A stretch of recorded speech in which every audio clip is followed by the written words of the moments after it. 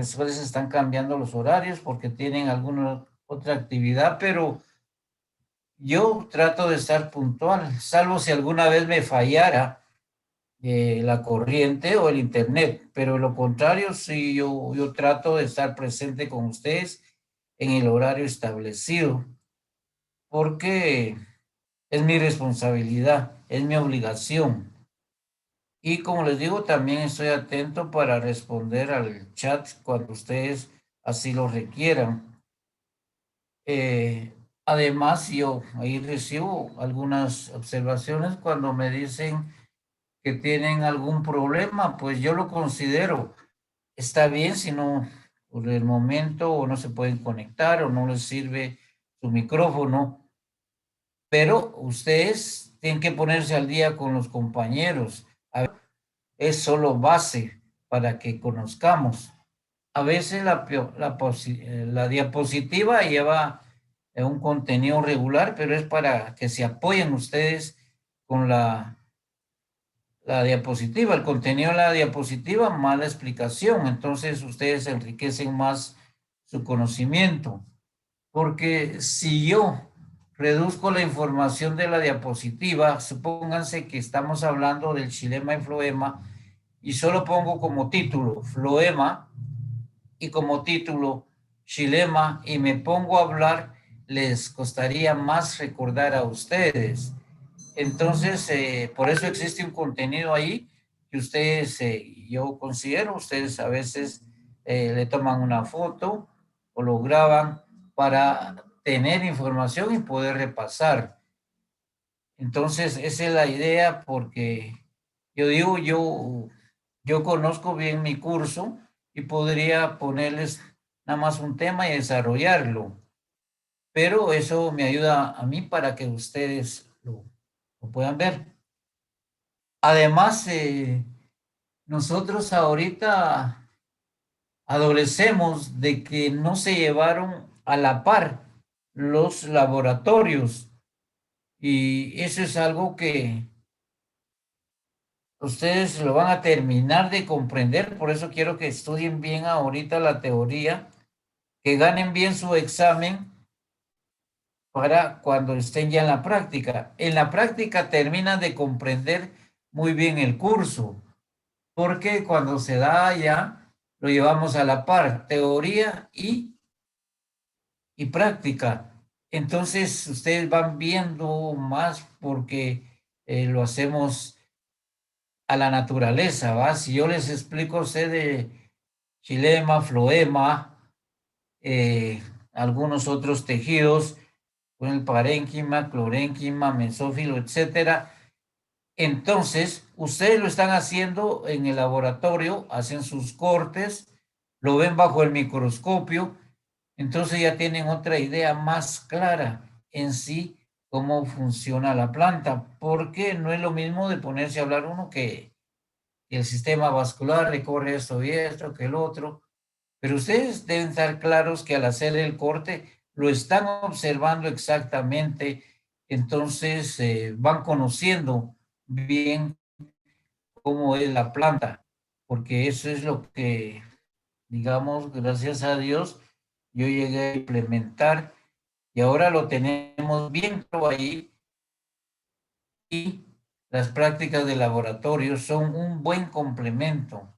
Ustedes ejercitan, conocen cosas de que en la planta debemos ver, porque se da el caso en que nosotros hablamos de la célula vegetal, la célula animal, pero ustedes en los esquemas, en los libros, ven ahí cómo están los cromoplastos, los cloroplastos, los ribosomas, el aparato de Golgi, etcétera.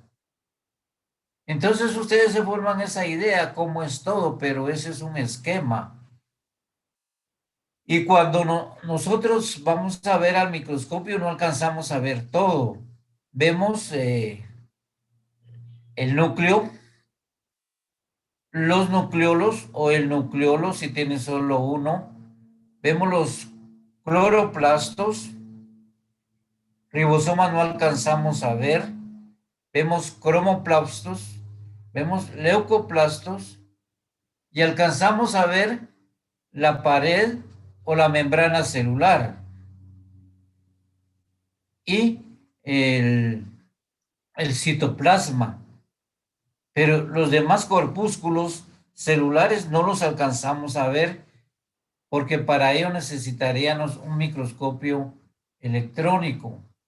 Como les decía, el microscopio electrónico nos llega hasta 1.000.000 de veces el aumento y en las 3 dimensiones, mientras que el microscopio que usamos nosotros, que es el microscopio óptico o microscopio compuesto, nada más llegamos a observar hasta 1.000 veces el espécimen. Pero tenemos la siguiente dificultad. Para ver a 1.000 veces tenemos que utilizar un aceite que se llama aceite de inmersión. Y en ese caso ya la persona que trabaja en microscopio tiene que tener mucha experiencia y mucho cuidado, porque de lo contrario daña el lente del objetivo y la laminía. Entonces ustedes únicamente alcanzan a ver prácticamente 400 veces más un espécimen que están viendo. Si están viendo, por decirles así, eh, un, un haz vascular, únicamente van a alcanzar a verlo con 400 veces. Y eso se calcula porque nosotros tenemos que el lente ocular, o sea, donde ponemos nuestros ojos, tiene 10x. X quiere decir aumentos. Y el lente objetivo, que es el que está próximo a la laminía, va a tener 40x. Y la multiplicación de esos por una constante que es insignificante nos va a dar 10 por 40, 400. Y así tenemos otro que decimos 10, entonces 10 por 10, 100. Y es como vamos aumentando nosotros la visión. Pero eso se les explica más que todo en la práctica, para que ustedes sepan usarlo. Yo para práctica tengo preparado ya el material, cómo van a ver el microscopio, cómo lo van a usar, cómo van a hacer sus cortes para poder ver las estructuras celulares. Por eso es de que el curso se llama Botánica General y Principios de Fisiología Vegetal. Se dice principios porque nosotros les enseñamos a ustedes cómo funciona la planta, cómo absorbe la savia bruta, cómo la transforma en savia neta, y al hacer nuestros cortes estamos viendo el sistema vascular por donde va a recorrer. Entonces, esa es la parte, les explicamos sobre cómo se realiza la fotosíntesis, cómo almacena. Eso es parte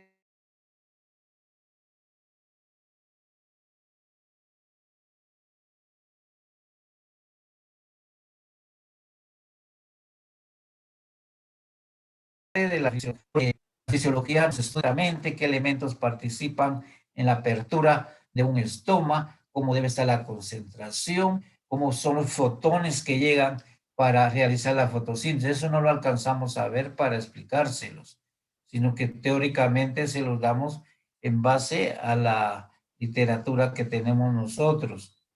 Que nosotros tenemos que tener una literatura muy especializada. Afortunadamente, yo les digo que nosotros aprendemos un inglés técnico porque los norteamericanos trabajan muy bien todo esto. Entonces, los libros en inglés son muy buenos, mientras que los que están en español, algunos son buenos, otros no. Y desafortunadamente, nuestros botánicos casi no escriben.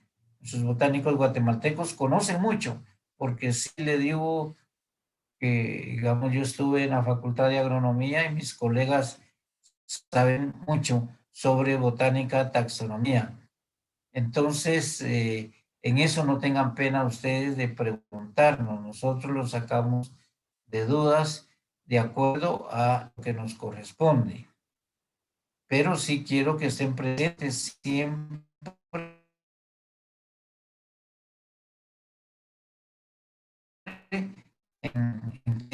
que pregunten. Hay veces de que también están poniendo atención, pero se desvían por algún motivo y se está hablando de una cosa y ustedes la entienden por otro lado.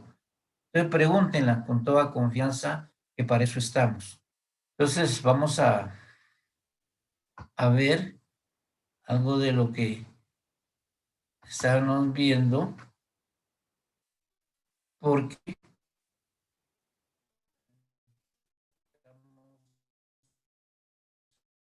pasar un poco del contenido. Recordar acá, se recuerdan que cuando iniciamos a ver la célula, hablábamos nosotros sobre estas células que están ahí, que parecieran unas donas, pero en sí son células pétreas. Estas les digo que están en un aumento de 400 veces más su tamaño natural. Y vemos nosotros que son células estas son puro esclerénquima. O sea, el esclerénquima prácticamente tiene células muertas, pero todas tienen su función a la par.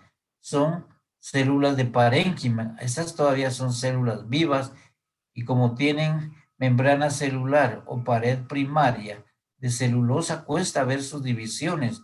Mientras que aquí está bien claro porque las células de esclerénquima tienen pared celular secundaria y gruesa. Entonces nosotros decimos que este tipo de células así casi redondas reciben el nombre de células pétreas. ¿Va? O sea, este es un tejido esclerenquimático con células pétreas que tiene la función de sostén y darle fuerza. Esto lo encontramos, les hablaba anteriormente, en el endocarpo. El endocarpo es la parte interna del fruto. O sea, si nos ponemos a ver una semilla de durazno, vemos exactamente que la parte esa dura, ese es el endocarpo y está lleno de este tipo de células pétreas, porque en sí nosotros, cuando decimos semilla, nos estamos refiriendo al endocarpo y a la semilla propiamente dicha, pero la semilla en el durazno, aquí es lo que nosotros le llamamos almendra. ¿Ah? Esa es la pura semilla, pero eso duro es parte del fruto todavía que se llama endocarpo. Por eso el término se dice endo. Endo quiere decir adentro de y carpo quiere decir fruto, o sea, la parte interna del fruto. Y por eso es de que todos esos frutos como la ciruela, el nance, la cereza, nosotros decimos que son frutos de hueso, porque este endocarpo, como es óseo, óseo quiere decir hueso también. Por eso es de que todos decimos que son de hueso, porque es duro. Entonces, así separamos un grupo de frutos. Y nosotros nos formamos la idea de que va a estar constituido por ese tipo de células. Estas células fueron extraídas, yo hice el corte en el exocarpo del aguacate. Porque si ustedes se dan cuenta también, la cáscara del aguacate, que es el exocarpo, también es bastante duro. Entonces, se hacen cortes finos con grosor, como ven ustedes de una célula. Y ya montado en el microscopio puedo ver lo que tiene ese tejido. Entonces, ahí pude visualizar las células pétreas de tejido esclerenquimático. O sea, todo eso lo vamos viendo, cualquier explicación que yo les doy, ya vayan, como dicen ustedes, dándola en su mente, porque ya cuando estamos hablando de esos tejidos, ustedes ya saben de qué se habla, ¿verdad? Y ya lo asocian. Esos sus conocimientos previos les van a servir a ustedes mucho. Por ejemplo, aquí cuando hablamos de la célula vegetal, se recuerdan que dijimos que es la estructura y base fundamental de cualquier ser vivo, porque nosotros sabemos que las bacterias son seres vivos, son unicelulares. Lo único que se juntan el agrupamiento, pero ellas pueden vivir por sí solas. Al separarse, viven solas, se multiplican. En una colonia también hacen lo mismo, pero vean la diferencia entre colonia y tejido. En un tejido vamos a ver nosotros y recordar que entre célula y célula va a haber una conexión. Hay unos canalículos por donde pasan los plasmodesmos. Por eso el sistema vegetal o el sistema del organismo vive, porque está en contacto célula con célula. Esa es la parte viva, prácticamente el protoplasma, es la parte viva que está dentro de la célula. Cuando una célula sufre plasmólisis, la plasmólisis quiere decir que se le extrae todo, lo derrama todo su protoplasma. Entonces ya solo queda la pared, entonces es una célula muerta. Y si todas las células de una planta están muertas, la planta en sí está muerta. Por eso es que tenemos que tener nosotros por lógica, saber qué es lo que está pasando ahí. Anteriormente a nosotros se nos decía, y pueden revisarlo en libros anteriores, que dicen que los virus no son microorganismos, pero ellos decían que eran cristales infecciosos. Pero ¿cómo va a hacer eso si ellos se multiplican también? Entonces, los virólogos descubrieron que también presentan el contenido que da la vida, que es los ácidos nucleicos. Unos tienen eh, ácido desoxirribonucleico y otros tienen ácido ribonucleico, o sea, el ADN o el ARN. Entonces sí tienen vida. Ahora, yo a partir de 2012 los revisé en unos libros y ya nos dice que los virus son microorganismos, ¿va? Aún no dicen si son unicelulares o pluricelulares, pero sí ya son microorganismos. Y como decíamos que la célula es la base fundamental de cualquier organismo, ahí es donde empezamos otra vez a discutir, porque ellos tienen una pared que recubre eh, el ácido nucleico, que es la capside, y que está constituida por partículas que son los capsómeros. Nosotros nos ponemos a pensar que cada capsómero es una célula y el tejido es así, empezamos a discutir. También vemos que tienen proteínas y algunos lípidos. Entonces eso todavía está por estudiarse e investigarse en mejor forma. Pero nosotros al momento ya decimos que son microorganismos. Y es cierto porque ellos todavía están bastante avanzados.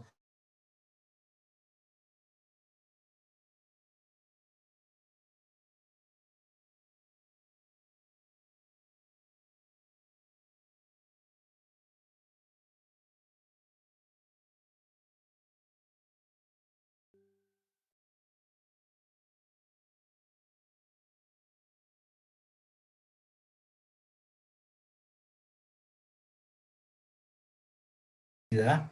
Decíamos, bueno, entonces, ¿cuál es el origen de los virus? Nos poníamos a discutir tanto y llegamos a la conclusión de decir que esos han de haber sido células, o sea, microorganismos unicelulares, y fueron perdiendo la pared celular, pero no la perdieron porque ustedes saben de que tienen capside. Entonces, decimos lo que pasa que fueron perdiendo su protoplasto, pero mantienen aún el, el complemento vivo, que es el ácido nucleico, ya sea el ADN o el ARN. Entonces, nosotros a veces pensamos que esa es la verdad, pero otros investigadores le van a aclarar todo a uno, ¿no? Entonces, ya conociendo nosotros sobre los virus también, porque infecta, porque ellos tienen la particularidad de utilizar la energía de la, la célula, ya sea animal o vegetal. Entonces, ellos, No me digas. ¿sí? Pregunta a alguien. Entonces, estos son también, como le digo, los microorganismos. Yo cuando leo sobre los virus, porque ellos son bien astutos, ¿va? Aquí tienen un tipo de ventosa con la que se adhieren a la pared celular de un animal o de un vegetal. Tenemos en el caso de nosotros, el coronavirus, ¿va? Penetra y a través de acá, de esta parte, este agujero, va a pasar la cadena o la escalera o la fibra de ARN, porque el COVID-19 tiene ARN, ácido ribonucleico. Lo introduce, lo divide dentro del citoplasma de la célula, se multiplica y se asocia con el ADN de la célula. Entonces ahí él domina todo el funcionamiento de la célula animal o vegetal. Entonces, toda la energía que está produciendo la está usando el virus para multiplicarse. Luego se vuelven a unir las partículas virales y cuando hay muchas que vuelve a formar, rompe la célula y libera y se va para infectar otras células. O sea, el virus es bastante inteligente. Por eso yo les digo, ¿cómo es que decían antes que no eran microorganismos? Entonces decimos nosotros que consta de eh, el ácido nucleico, que en este caso es ARN, y en una capa de lipoproteínas, o sea, son proteínas eh, grasosas o aceitosas, y tiene una capside, una capa que la recubre. Yo por eso a veces me pongo a pensar que esta capside puede ser como la membrana o pared celular, pero aún así por fuera presenta las espículas. Esas espículas les sirven para pegarse, adherirse a la célula animal o vegetal. Pero vean, saber qué hacen, cómo son, va. Pero hay una célula que tiene una parte receptora. O sea, la célula la acepta o no la acepta. Pero como la convence, le permite que sí y lo deje entrar. Es como cuando llegan a tocar a nuestra casa, tenemos la puerta cerrada. Nosotros queremos dejarlo entrar, lo dejamos entrar. Nos convertimos en receptores. Te pasa las visitas. Lo mismo hace el virus. Ya adentro hace lo que él quiere. Ese es el problema que tenemos. Es muy efectivo, como les decía yo, Eso tiene una proteína HE que va a causar que los glóbulos rojos se aglomeren. Entonces, es lo que forma los coágulos y es donde viene la trombosis. O sea, estos microorganismos son muy astutos en su forma de actuar. Entonces, sí, ya podemos pensar que es un microorganismo, ya nos olvidamos de lo demás. Vean que son tan efectivos que hay unos que se les llaman bacteriófagos. En el bacteriófago se ve bien cómo es que ellos penetran su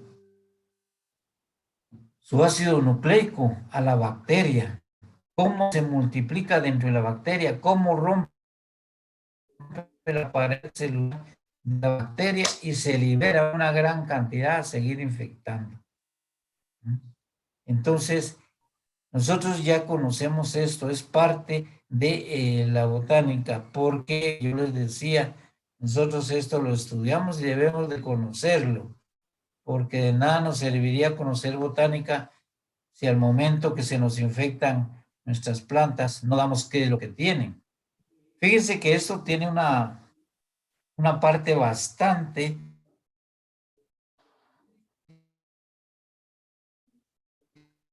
larga a los demás. Los fitopatógenos son unos microorganismos que son animales.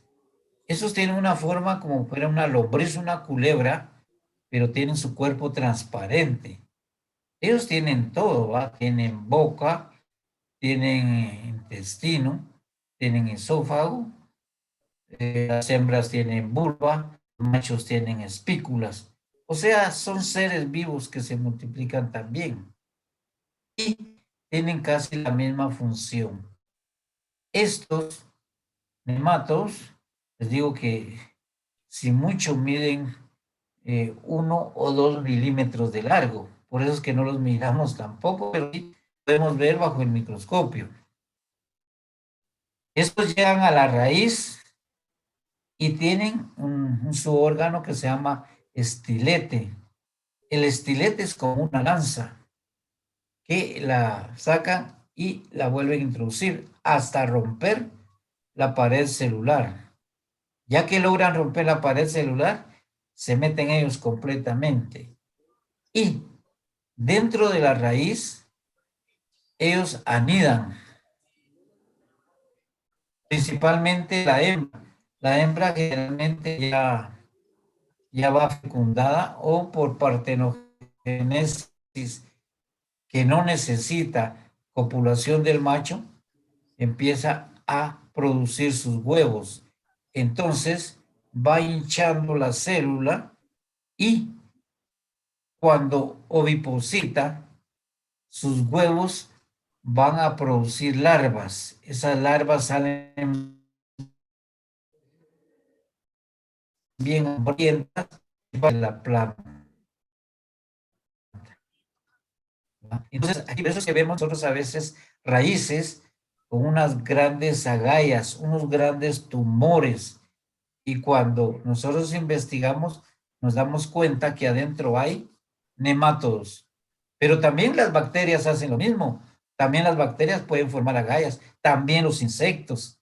Entonces, para saber nosotros exactamente qué es lo que está ocurriendo ahí, cuál es el agente causal de esa malformación, hacemos nuestros cortes y bajo el microscopio nos vamos a dar cuenta qué es. Porque como les digo, esas agallas o tumores lo pueden formar insectos, bacterias, hongos, nemátodos también.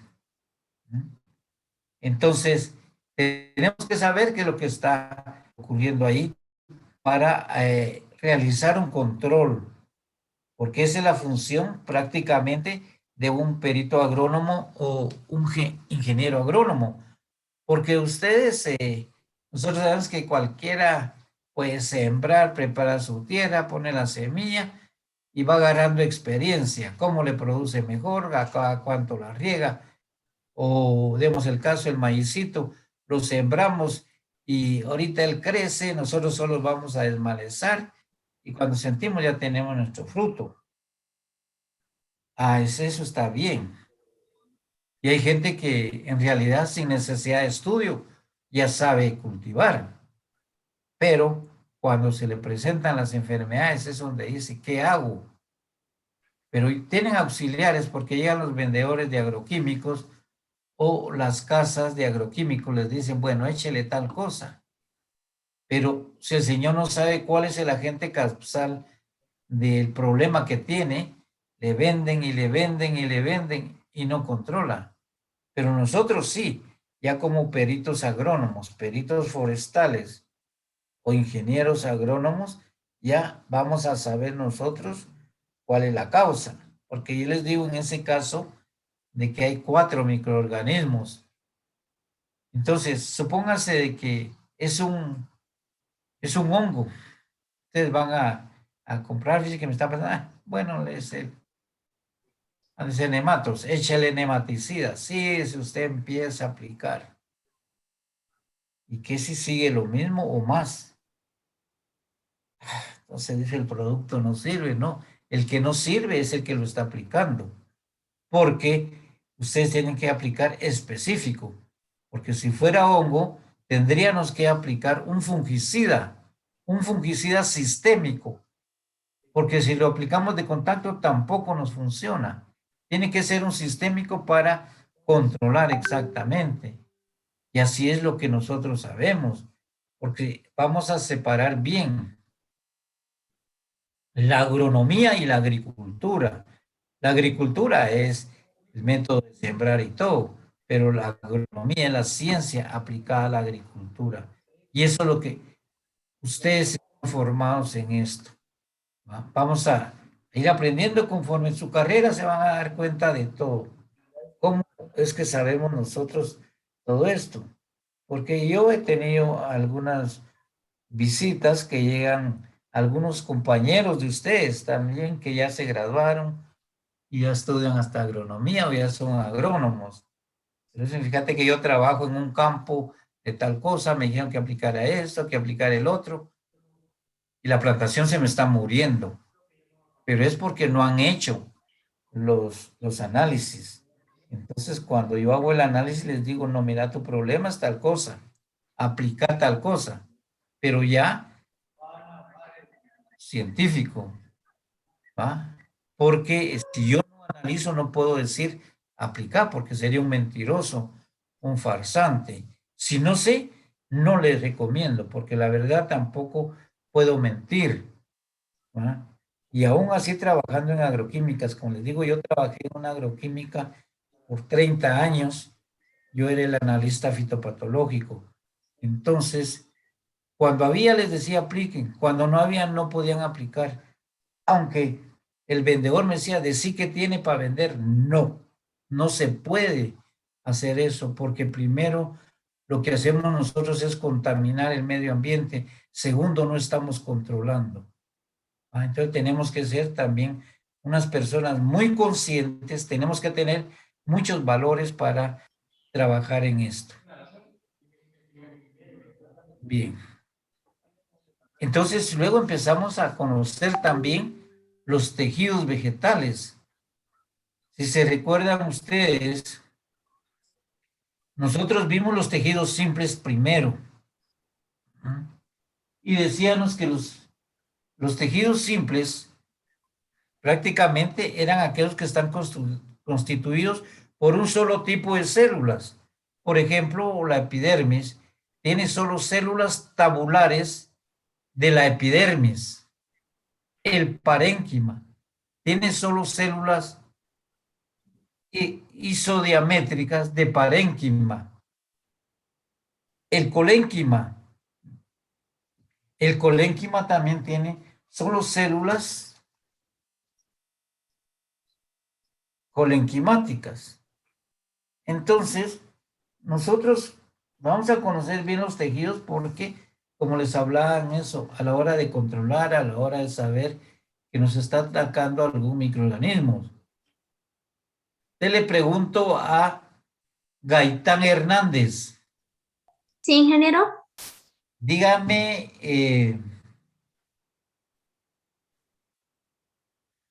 Yuascaba o Habana. Dígame usted, ¿cómo le llamamos también al tejido botánicamente llamado colénquima? Un nombre común. ¿Cómo es que le llamamos?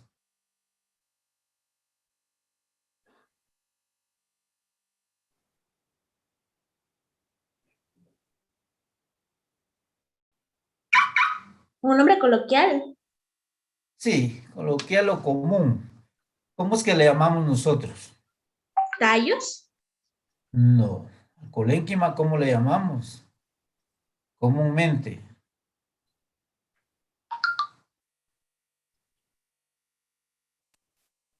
Ingeniero, disculpe, podría Tejido de decirlo yo? goma. ¿El corcho? Un accidente que Tejido de no, yo de goma. los casos que se dieron en ese parque van ahí en la foto.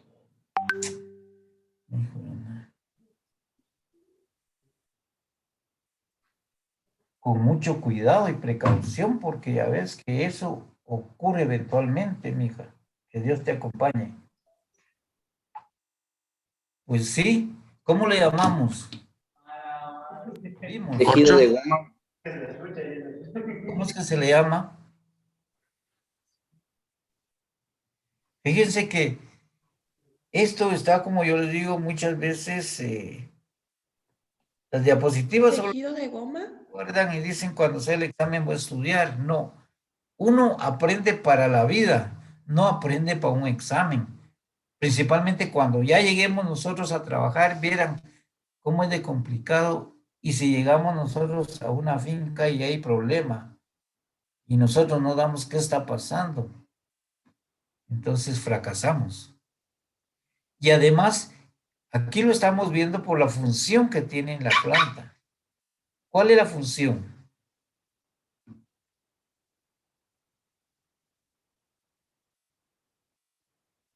De la colénquima es darle Dar resistencia sostén. Tejido de y sostén. sostén a la planta. No. Fíjense que Darle sostén. flexibilidad. Ah, ahí estamos, fíjense, le da flexibilidad. ¿Y por qué es que le da flexibilidad? ¿Cómo se le llama? Tejido de ¿Cómo? goma. Ah, exacto, ¿va? Ahora sí, ya revisaron. Entonces ya recuerdan que es tejido de goma, porque como les decía yo, cuando hay vientos, se dobla la planta y luego que pasa el viento, vuelve a quedar erecta. Entonces, es un tejido de goma y lo vemos mucho, lo podemos ver nosotros en un corte del peciolo de la hoja. Entonces, son cosas que debemos de ir guardando nosotros en nuestro conocimiento, pero asociémoslo, porque es la forma en que más aprendemos. Luego hablábamos del origen de los tejidos. Ustedes recuerdan que hay unas células que están en constante multiplicación, que son las células meristemáticas. Entonces ahí es donde nosotros vamos aprendiendo todo esto. Porque la planta no crean que es solo porque es planta, planta. No, aparte son las plantas plásticas. Las plantas plásticas no tienen tan compleja su vida. Entonces ustedes sí tienen que aprender no plantas plásticas, sino que tienen que aprender plantas de la naturaleza. Una planta plástica no les va a crecer. Un cultivo sí. Y ustedes es lo que tienen que hacer. Llegar a lograr que el cultivo crezca para aprovecharlo. ¿No? Entonces ahí tenemos que ver nosotros todo esto, no sin el conocimiento y sin asociar todo. Entonces también hablábamos que los tejidos van a estar unidos por una parte cementante que tiene la lámina media, que se llama pectina. La pectina es la que mantiene unidas las células. Si no hay pectina, se separan. ¿Y qué es lo que pasa cuando se pierde la pectina? También lo hablamos mucho. García Godoy.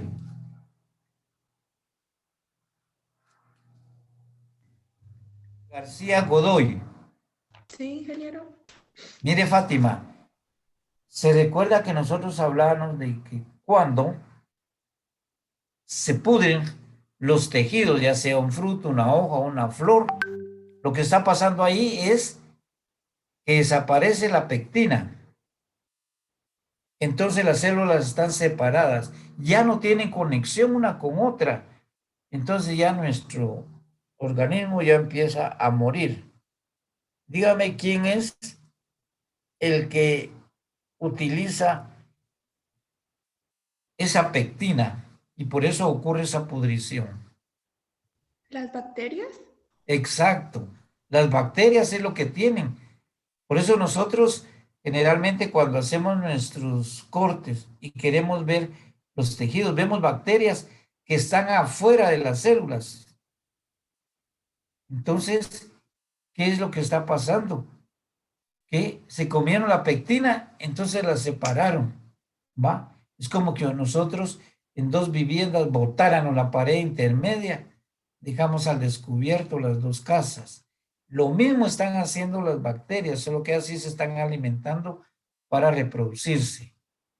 Entonces, está bien que pensemos claro lo que estamos viendo. Ya los plasmodesmos los tenemos también bien claro, ¿va? Los plasmodesmos es lo que decimos los filamentos de protoplasto.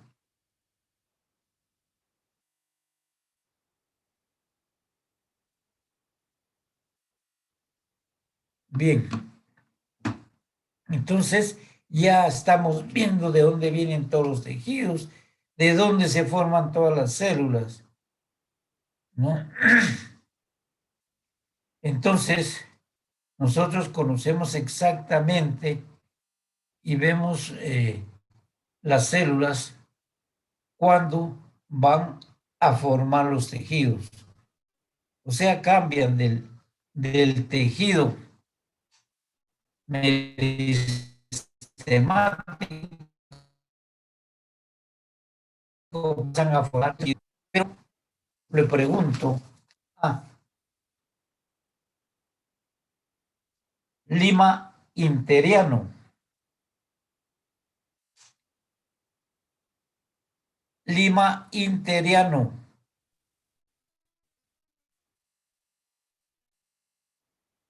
Le estoy preguntando. Tenía problema. Entonces, López Camey. Sí, ingeniero. ¿Cuándo están listas las células que vienen del meristemo para transformarse en otro tejido?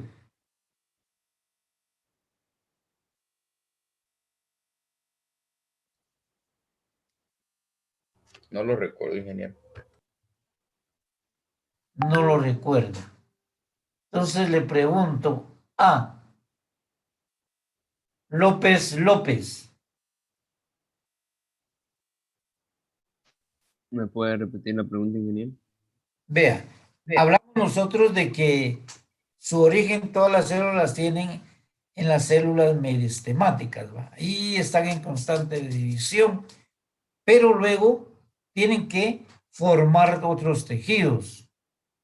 ¿Cuándo están ya dispuestas las células para formar tejidos? Como, por ejemplo, que tengan que formar haces vasculares, que tengan que formar mesófilo, etcétera.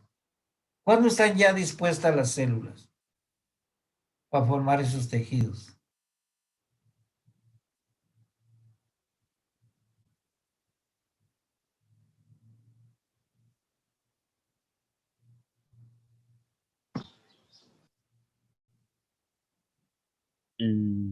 No recuerdo, ingeniero.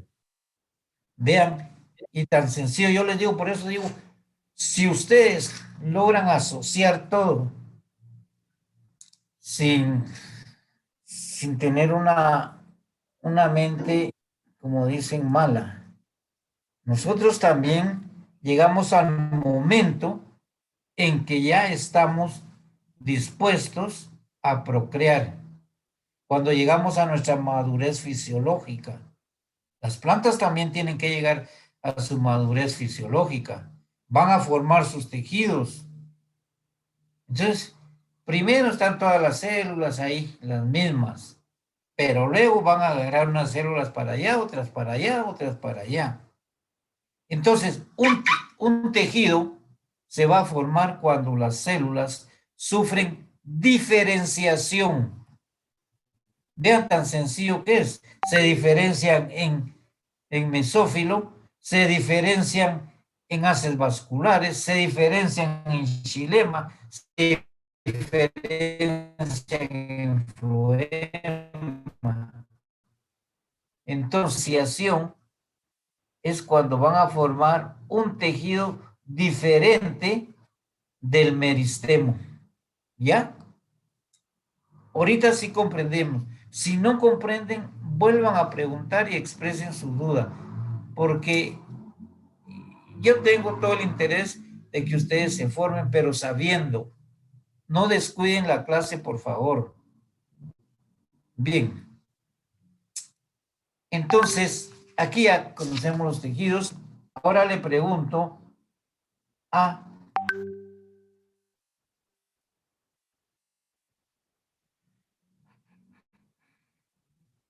Martínez Valle.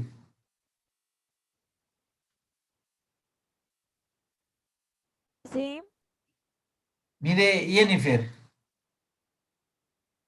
yo tengo aquí un tejido de esclerénquima y aquí un tejido de parénquima. ¿Cuál es la diferencia en relación a su pared celular entre las células de parénquima y las células de esclerénquima? que una tiene tejido vivo y otra muerto. Exacto. Pero yo le pregunto a usted entre la pared celular. Una es de tejido, es célula, está muerta, y otra célula está viva. Pero yo le pregunto en relación a la pared.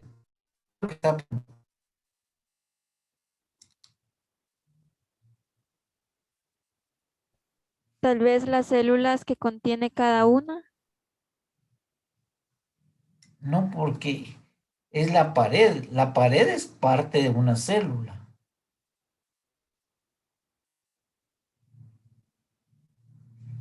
Una tiene pared muy engrosada y dura y la otra no. Sí, pero ¿por qué tiene pared engrosada? ¿Cómo le llamamos?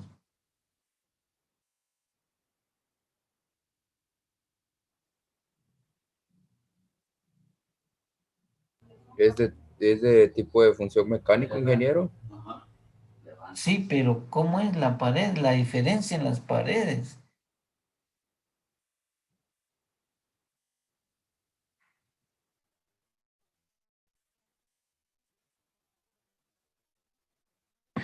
Ahí ese cambio y el falógeno, ¿no? Felógeno. Uno tiene pared No, y significa. no, porque ahí ya me está hablando usted de tejido. Yo solo le estoy preguntando la pared porque estamos separando. Vea, usted tiene una pared de su casa, por decirlo así. Unos pueden tener pared de lámina, otros pueden tener pared de madera, otros pueden tener pared de bloque, pero ya en la célula esos términos cambian. Pared primaria y secundaria. Tiene pared primaria y secundaria. Entonces, el parénquima tiene pared primaria. ¿Mm? Y el esclerénquima tiene pared secundaria. ¿Mm? Eso es cierto. Pero yo le pregunto, ¿cuál es el elemento que tiene la pared secundaria?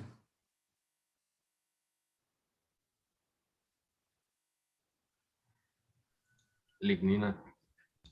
Lignina, exactamente, eso es lo que le da dureza. la lignina, mientras que la pared primaria es celulosa. ¿Va?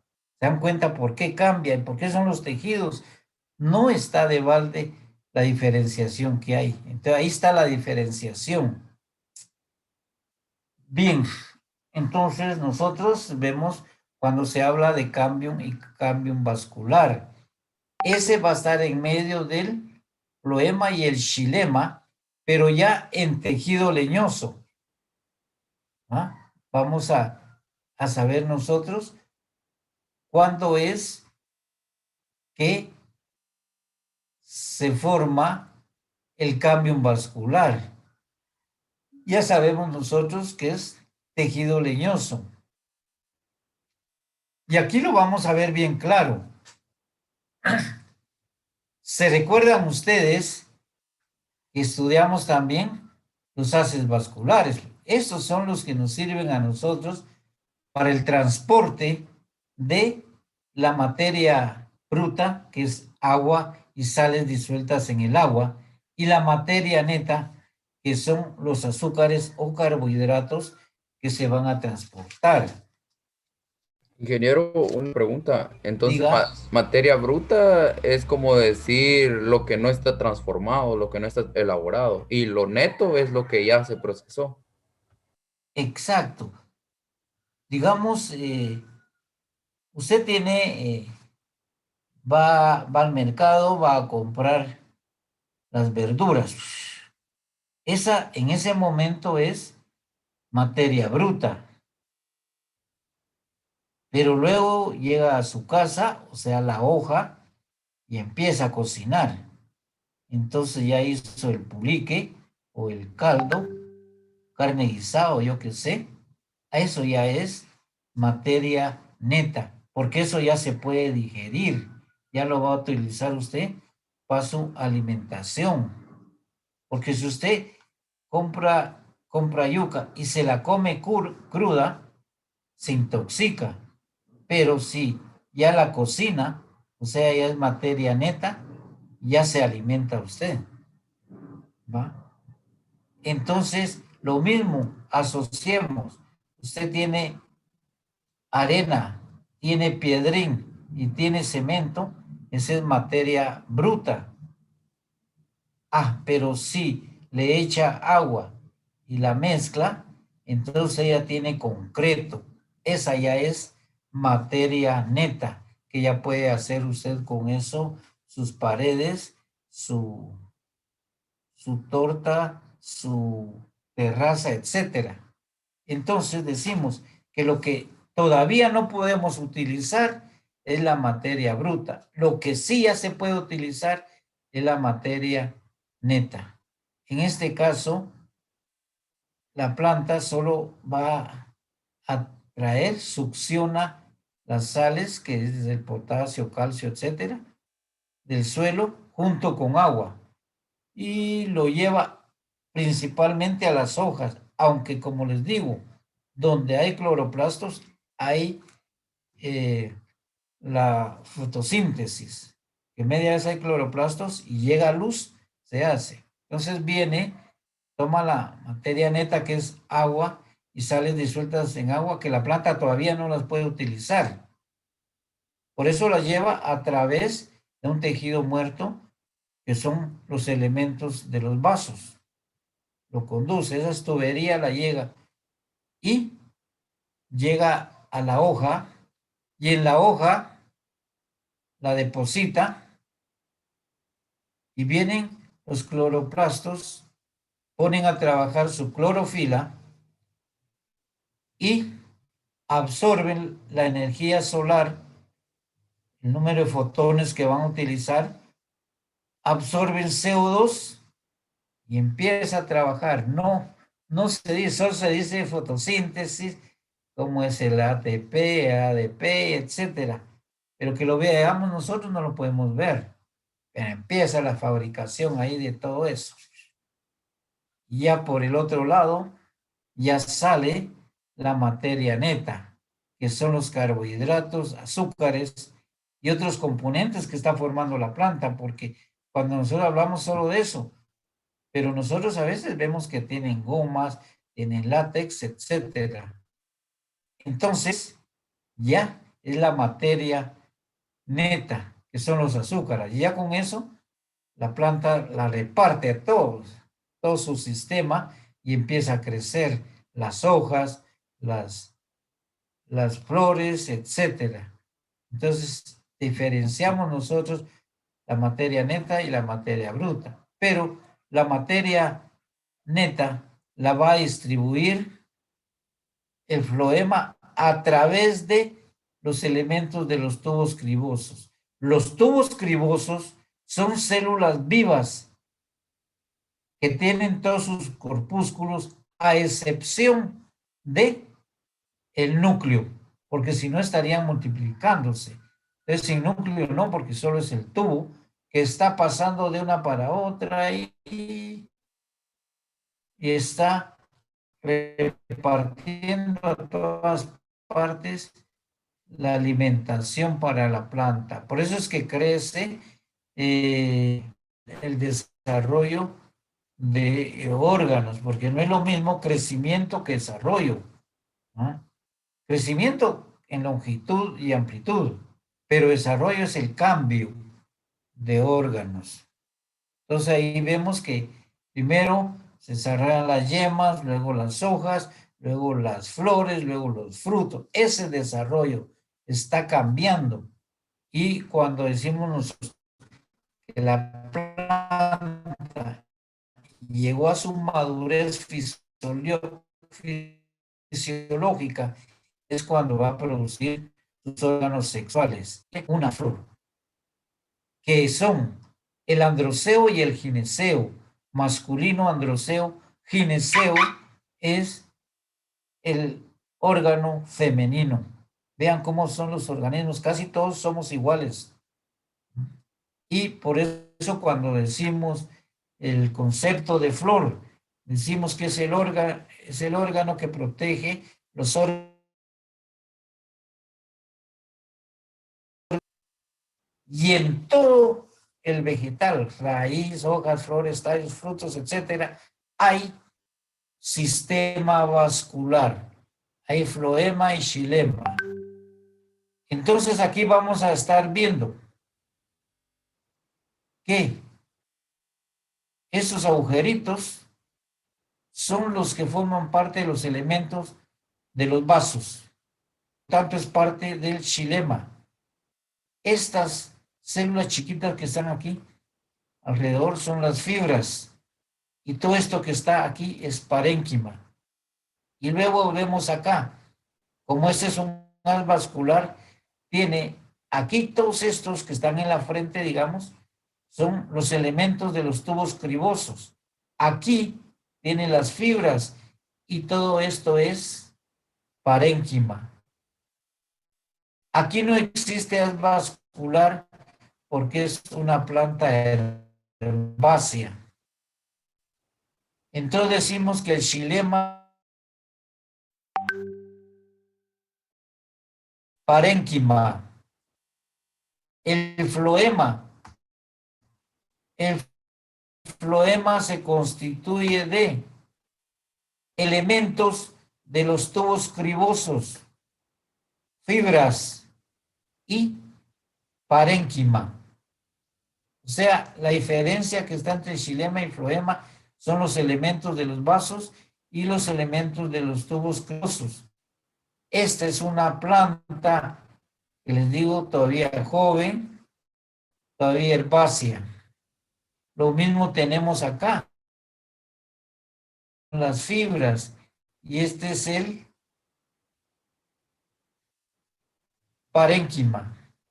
Y teniendo acá, tenemos el floema constituido por elementos de los tubos cribosos, las fibras y el parénquima. Vean, yo como asocio esto, podría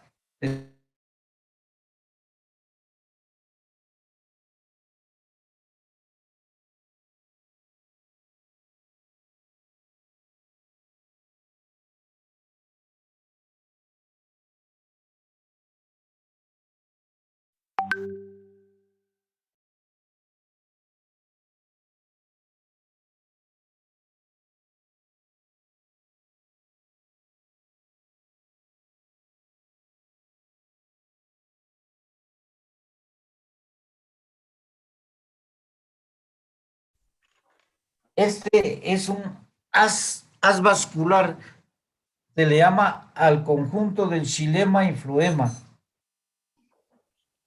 En esta planta herbácea, vamos a ver que no hay un cambium, porque el cambium en plantas leñosas separa por completo al floema del xilema.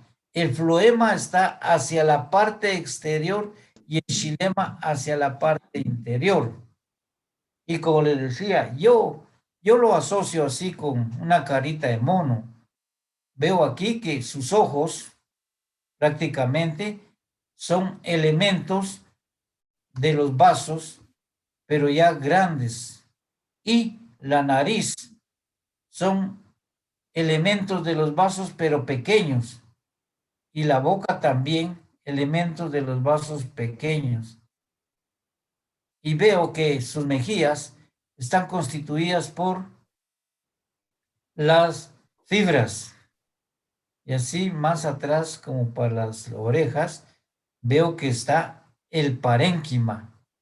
Y la frente, que generalmente yo lo asocio con los elementos de los tubos cribosos, porque estamos viendo aquí como que una carita. Y aquí donde está el cabello, lo asocio yo con las fibras. Y ya más atrás, o que ya está quedando calvo, diría yo, es el parénquima. Ah, y cuando veo este, y este es del maíz, ¿ah? Que sea maíz. Y aquí tengo uno del coyolío, que es Ciperus rotundus. Entonces yo digo, ¿cómo para diferenciar si estoy viendo lo mismo? Ah, yo digo, este mono es barbado. Entonces yo a la barba le digo que son las fibras del xilema. Y siempre los agujeritos van a ser los elementos de los vasos que van a transportar el agua. Tengo la nariz y tengo la boca. Y luego me refiero a la frente. A la frente veo yo que son los elementos de los tubos cribosos. Y su alrededor están las fibras. Y luego estos dos alrededor van a tener parénquima. Vean que cómo es eso que se puede relacionar, si ustedes lo quisieran hacer, para recordar uno. Entonces, ya conocemos bien cuál es la función del sistema vascular, cuáles son los tejidos del sistema vascular. Son tejidos complejos porque tienen más de un tipo de células. Aquí vemos que tienen las células de parénquima, tiene células de esclerénquima, que son las fibras, y tipo aquí en el caso que tienen células, prácticamente son parénquima porque son células vivas, que son los elementos de los tubos cribosos. ¿Ah? Entonces, rápido nosotros asociamos todo y conocemos bien el sistema vascular. Y recuérdense que estas son tuberías que van a pasar en toda la planta. Les digo yo que empieza desde la raíz, pasa el tallo, pasa a las hojas, pasa a las flores, pasa a los frutos. Entonces, todo esto va a circular en toda la planta. Nosotros no podemos pensar de que una parte sí, en otra no. Y siempre van hacia arriba y hacia abajo, hacia arriba y hacia abajo. Porque si yo dijera que el agua solo va hacia arriba y los nutrientes van solo hacia abajo, entonces ¿quién va a nutrir las flores? ¿Quién va a nutrir los frutos? El agua, ¿cómo es que va a regresar a la raíz entonces? Entonces va a haber un movimiento para arriba y para abajo, aunque los botánicos lo discutan que no. Yo sé que sí porque lo veo. ¿Ah? Entonces yo veo que llevan azúcares hasta la raíz. Por ejemplo, ustedes han comido camote y se dan cuenta que son bien dulces. Son raíces. Han comido frutos, manzanas, peras, son dulces. También hay nutrientes. Si está en una raíz, es jugosa, hay agua. acá en un tallo hay agua. Entonces, aquí vemos nosotros eso. Por eso esto le llamamos nosotros complejos. Pregunten, si quieren preguntar, pregunten.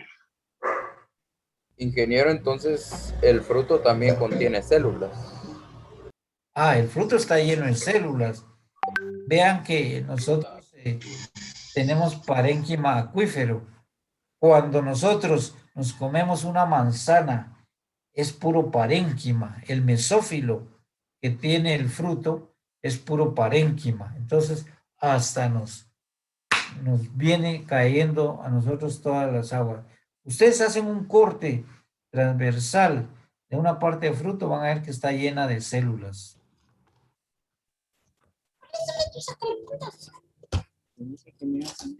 ¿Alguna pregunta que quieran hacer más la puedan hacer, jóvenes?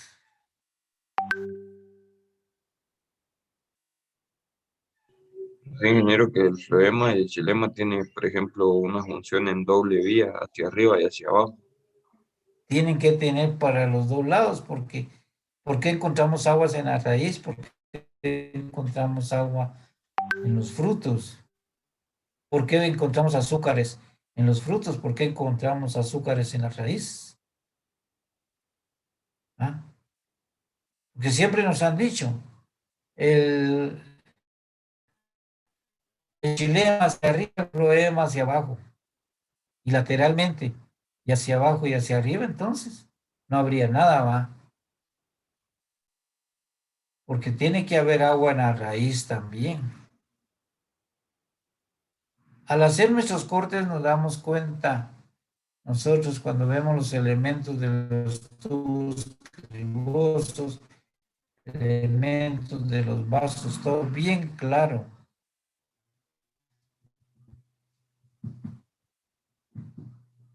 Y vemos algo. Cuando yo les decía que en crecimientos secundarios, en tallos que ya son leñosos, van a estar estos haces vasculares a todo alrededor formando un cilindro, como que fuera un tubo con varios cables.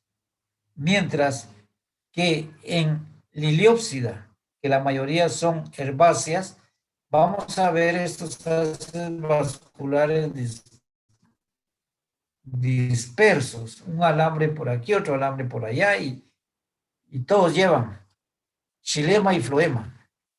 Les decía, así asociando, supongamos nosotros que el xilema tiene cables, va un cable que tiene alambres rojos, alambres amarillos y alambres azules. Los alambres azules son los elementos de los vasos. Los alambres rojos son las fibras y los alambres amarillos son el parénquima. Pero hay un gran conjunto, porque no crean que solo uno y otro, ¿no? Y cuando uno hace el corte ve la gran cantidad.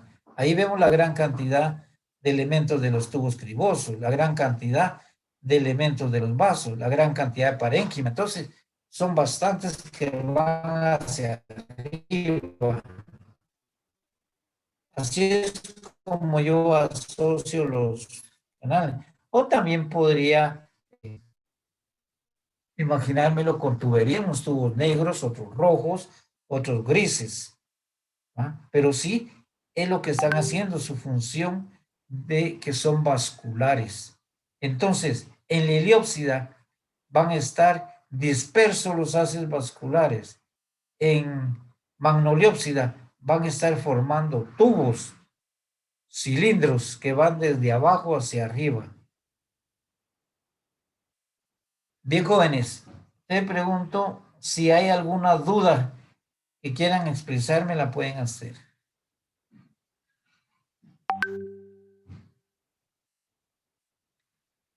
Bien, si no tenemos duda, entonces, primero Dios, hasta mañana otra vez con ustedes, ¿va?